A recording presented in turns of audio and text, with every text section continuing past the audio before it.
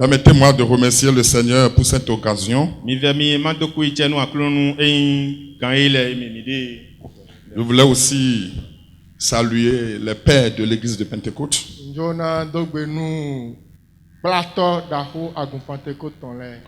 Et aussi l'actuel exécutif national. Dieu vous a abondamment béni. Amen. Nous devons aller à Christ. On doit aller à Christ. Tout chemin mène à Rome. Mais tout chemin ne mène pas à Dieu.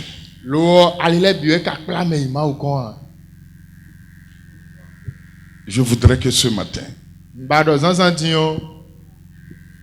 quelqu'un prenne la décision d'aller à Christ. Dis à ton voisin, va à Christ. Va à lui. Va à Christ. Amen. Amen. Va à lui. Abraham Lincoln, un des brillants présidents américains, a dit: ensemencer chaque village d'évangile.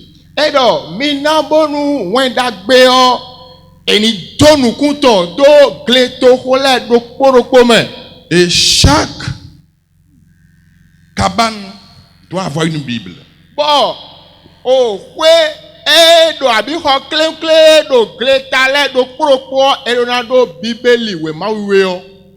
Et Blaise Pascal, un brillant mathématicien au XVIe siècle, a dit: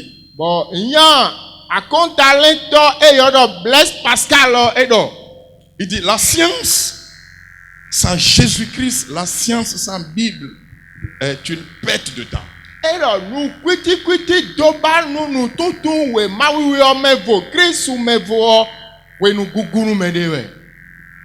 Et le Coran a demandé à ses lecteurs d'aller à l'évangile.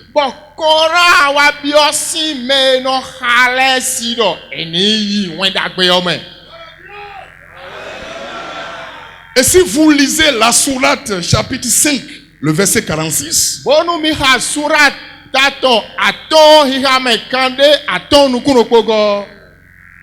je cite, c'est le Coran que je cite.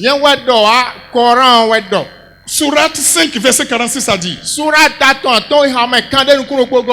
et nous avons envoyé après eux Jésus,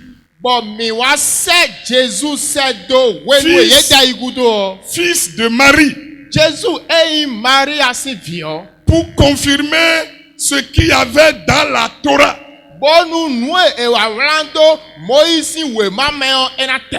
Torah, c'est les 5 livres de Moïse. Et nous lui avons donné l'évangile. Dans le Coran, on appelle évangile Injil. Et il a dit, toujours le Coran dit, dans l'évangile, il y a guide et lumière.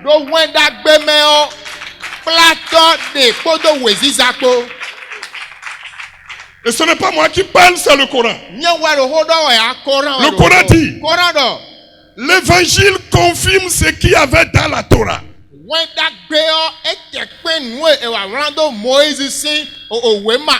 Pour guider ceux qui sont pieux. Alors, si vous voulez être pieux, allez à l'évangile.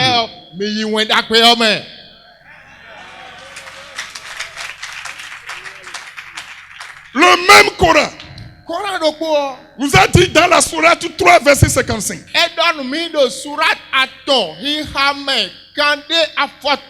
dit, quand Allah dit, Oh Jésus, certes, je vais mettre fin à ta vie sur cette terre. Je vais t'élever auprès de moi. Et je dis, c'est Sourate 3, verset 55 qui dit ça. Je vais te débarrasser de tous ceux qui n'ont pas cru en toi. Sourate 3, verset 55 dit, je mettrai jusqu'au jour de la résurrection ceux qui te suivent au-dessus de ceux qui ne croient pas en toi. C'est formidable.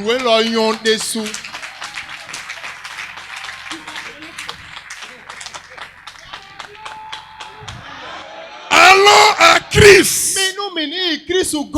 C'est le thème de mon exhortation. Allons à Christ. Allons à lui. Boniface est allé à lui. Puisque le Coran nous demande de lire l'évangile, nous allons lire alors l'évangile.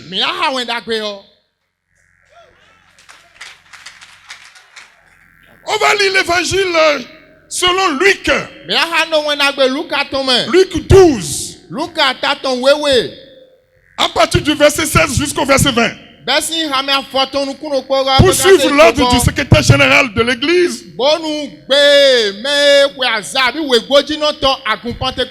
je vais être laconique et vous résumer ce qui est dit là. Il est dit là, les terres d'un homme riche avaient beaucoup rapporté.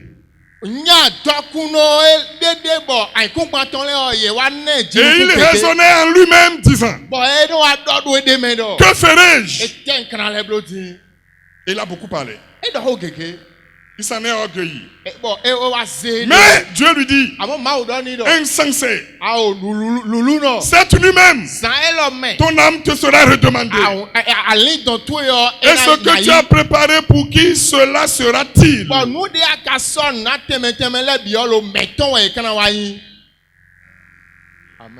Pourquoi Dieu a-t-il appelé cet homme insensé? Nous rappelons que Luc n'a pas connu de façon oculaire Jésus-Christ. C'est vers les années 60 après Jésus qu'il s'est converti sous la compagnie de Paul. Et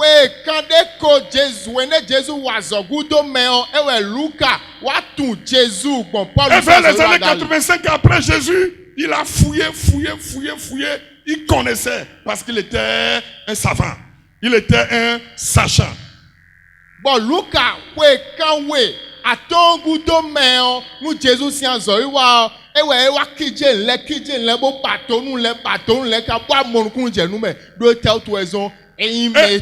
après avoir fouillé la vie de Jésus, par la connaissance qu'il avait,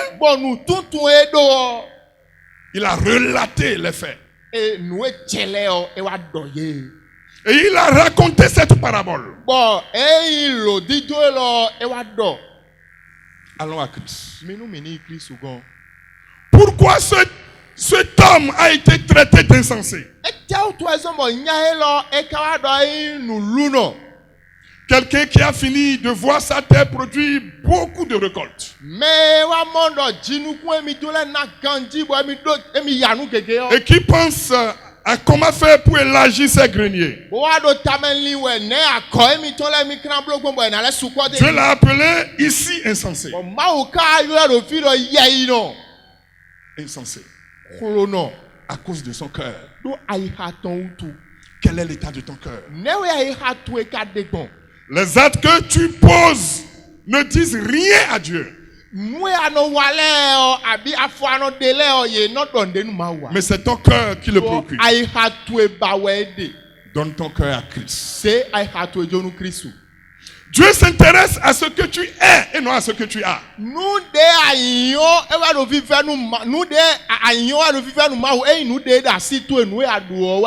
Cet homme que tu as appelé insensé avait des biens. Mais son cœur c'était de l'insensibilité. Si tu n'ouvres pas ton cœur à Dieu et à Christ, tu es un insensé. Si tu crois en tes biens, en cette terre qui est une éphémérité, tu es un insensé.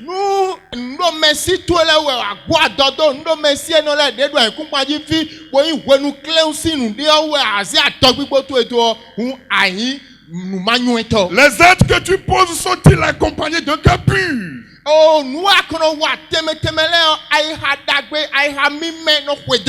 Quelle évaluation Dieu fait-il de ta vie? Les gens te prennent pour un expert. Mais comment Dieu t'appelle-t-il? Les gens te prennent pour une femme d'affaires. Une femme de grande valeur. Mais comment Dieu t'appelle-t-il? Les gens te prennent pour une personne qui planifie et exécute. Mais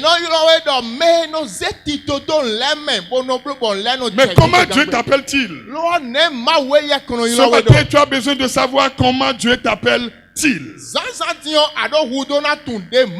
Les gens t'appellent professeur. Les gens t'appellent docteur. Les gens t'appellent ingénieur. Les gens t'appellent technicien. Les gens t'appellent apôtre. Les gens t'appellent pasteur. Mais ce matin, comment Dieu t'appelle-t-il? Dieu l'a traité d'insensé parce qu'il avait vu en lui un cœur gonflé.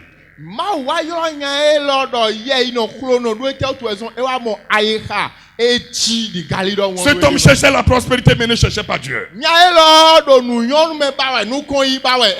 As-tu un cœur pur?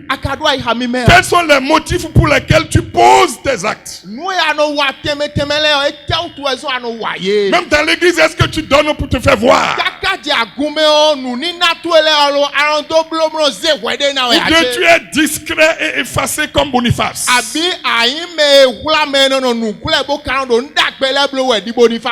Boniface.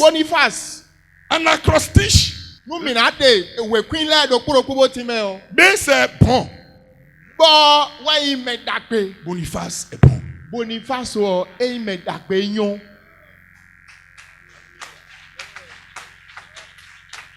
Oh! C'est optimiste. Oui, il est optimiste.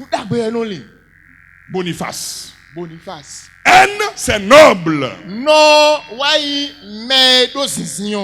Et ceux qui ont côtoyé Boniface savent que je dis vrai. Boniface. I, influent.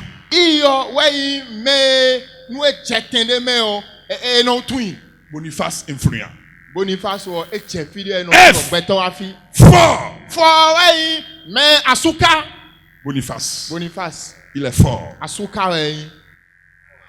A, actif. Boniface est actif. C, courageux. Boniface courageux. Et effacé. Boniface effacé. Allez voir. Vous le reverrez au ciel. On le reverra. Celui qui nous a dit que tout est vanité. Il avait 700 femmes. Oh, même quand on assis, 300 concubines. Je parle de Salomon. C'est après ce constat qu'il a dit que tout est vanité. Tout n'est pas vanité. C'est quand on n'a pas Christ que tout est vanité. Ta vie sur la terre n'est pas une vanité. Quand tu as Christ, ta vie est une utilité. Avec Christ, nous passons de la nullité à à l'entité.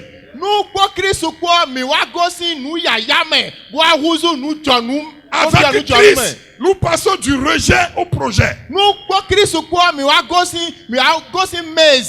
Chers frères et sœurs, si vous avez Christ, si vous avez ouvert votre cœur à l'Éternel, vous passez de 0 à héros. Christ est une libération. Christ est une onction.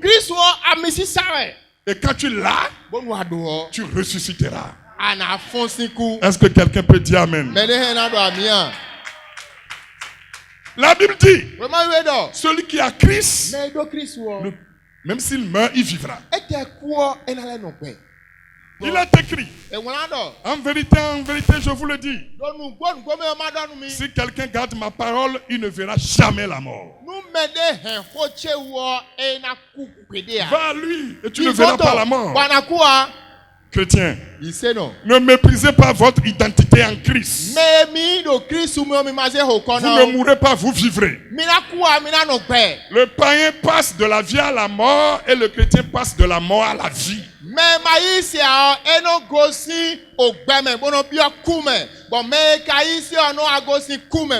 Allez à Jésus-Christ. Le Christ a pris notre nature pécheresse à la croix. Et Christ est le chef de la nouvelle humanité. Christ, c'est notre nouvel Adam. Quand on parle d'Adam le pécheur, nous avons notre Adam le saint, qui est Christ, le Fils de Dieu. Christ nous contenait tous quand il mourait à la croix.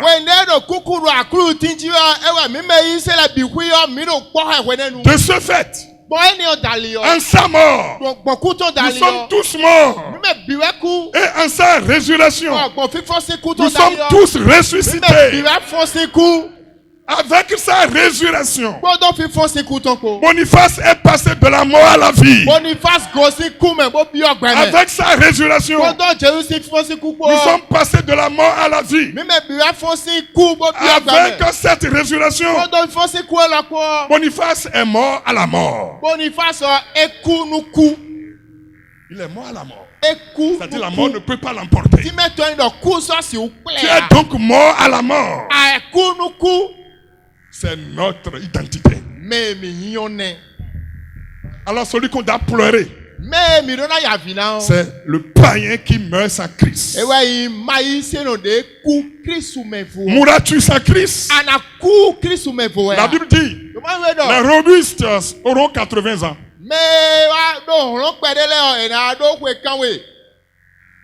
Je lis Somme comme ça. Mais je vais te demander. Je suppose que tu as 60 ans. Il te reste alors 20 ans. Tu es donc un mourant. Je suppose que tu as 50 ans. Il te reste 30 ans. Tu es donc un mourant. Je suppose que tu as 15 ans. Il te reste 65 ans. Tu es donc un mourant. Ces chiffres présument que tu vivras jusqu'à l'âge de 80 ans selon Somme que Coran appelle Zabour.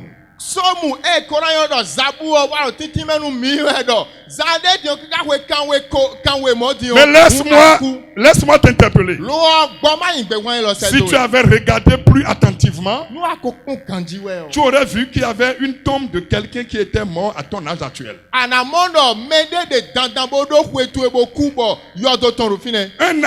Un enfant est déjà vieux pour mourir demain. Va à Christ. Quel est l'état de ton cœur? Comment Dieu t'appelle-t-il actuellement? Dieu t'appelle-t-il adultère, calomniateur, voleur, intempérant, corrupteur, corrompu, favoritiste, népotiste, haineux, suspicieux. Tu es donc un mourant. Quel est le cas de ton cœur? Dieu t'appelle-t-il fornicateur? Tu es là. Tu es là. Tu as une femme. Mais tu sors pour avoir des rapports sexuels avec une autre fille. Tu es mourant. Mais pire, c'est dans l'église qu'on voit ça. Des adultères au micro.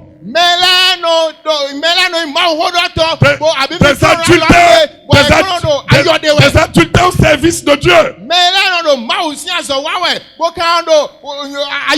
Les gens se servent de Dieu au lieu de servir Dieu. Tu es donc un mourant. Il faut penser à où restera ton âme. Dieu t'appelle-t-il méchant? Égoïste. Vantard. Hautain. Pédant. Dieu t'appelle-t-il blasphémateur? Dieu t'appelle-t-il rebelle? Dieu t'appelle-t-il déloyal? Ce matin, prends rendez-vous avec toi-même et cherche à savoir comment Dieu t'appelle-t-il. À très bientôt.